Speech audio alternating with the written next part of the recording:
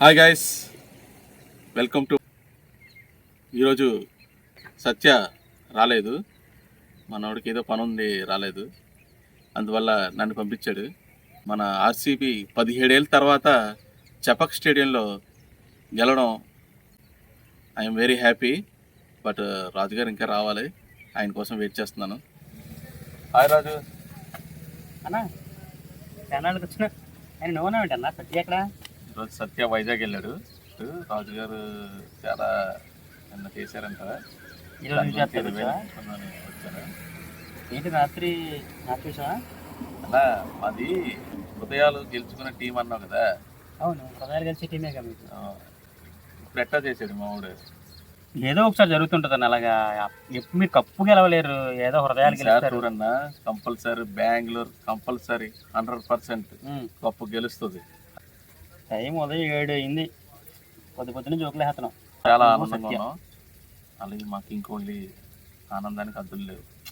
నేను మాత్రం ధోని మీద, ధోని అనే రేంజ్కి మీరు వచ్చేసారు.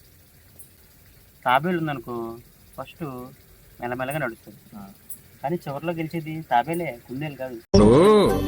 విమానంలో ఉన్నోళ్ళంతా ఎగురుతున్నామని అనుకుంటారమ్మా, కానీ నిజానికి విమానం మాత్రం ఎగురుతుంది. ఇదివరకు జనరేషన్ అన్న, ఇప్పుడు జనరేషన్ మారింది.